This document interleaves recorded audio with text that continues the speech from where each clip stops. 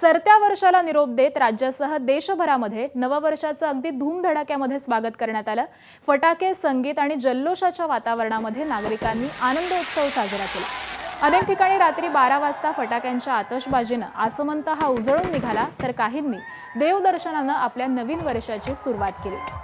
रायगडच्या मुरुड समुद्र किनाऱ्यावरती पर्यटकांसह स्थानिकांनी देखील फटाक्यांची आतषबाजी करत या सरत्या वर्षाला निरोप दिला आणि नवीन वर्षाचं स्वागत केलं।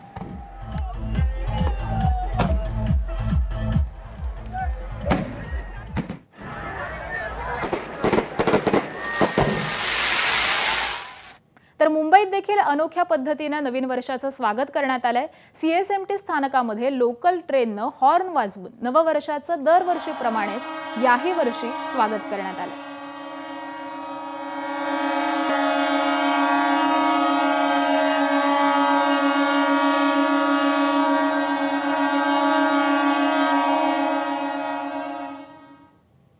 दरम्यान मुख्यमंत्री देवेंद्र फडणवीस यांनी नववर्षाच्या प्रारंभाच्या राज्यातील नागरिकांना शुभेच्छा दिल्या।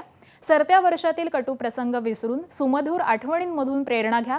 महाराष्ट्र सर्वच क्षेत्रामध्ये अग्रेसर आणि नेतृत्व करणारा राज्य असून नवीन वर्ष नवचैतन्य, आशा आणि आकांक्षांना बळ देणारं ठरेल।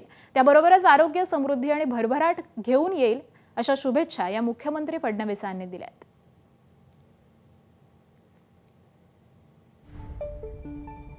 तिकडे ठाणे जिल्ह्यामध्ये शिवसेना शाखेच्या वतीनं दिवंगत नेते आनंद दिघे यांनी स्थापन केलेल्या रक्तानंद समूहाच्या माध्यमातून नववर्षानिमित्त मध्यरात्री भव्य रक्तदान शिबिर हे आयोजित करण्यात आलं। महाराष्ट्रातून तरुण, वयोवृद्ध आणि नागरिक हे दरवर्षी रक्तदान करून सामील होतात। यंदा देखील नवीन वर्षाचं स्वागत हे रक्तदान शिबिरानं होत असून स्वतः उपमुख्यमंत्री एकनाथ शिंदेंनी रक्तदान केलं।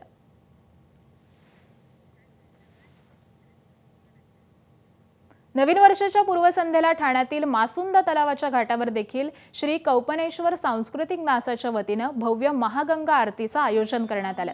ठाण्यामध्ये 2025 वर्षाला भक्तिमय वातावरणामध्ये निरोप देत भक्तिभावानं ही महागंगा आरती स्थानिक नागरिकांकडून करण्यात आली।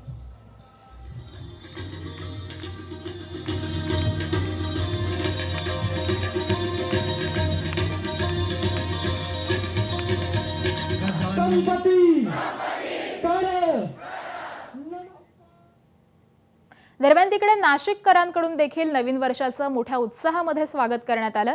विविध हॉटेल्समध्ये मोठ्या उत्साहामध्ये वाजत गाजत नवीन वर्षाचं स्वागत झालं। तर नाशिकच्या रामकुंड परिसरात देखील नाशिककर हे अगदी धार्मिक पद्धतीनं नवीन वर्षाचं स्वागत करतात।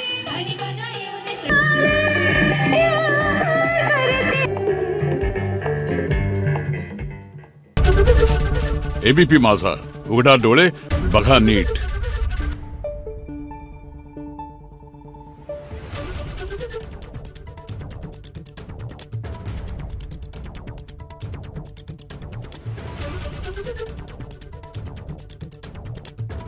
Thank you.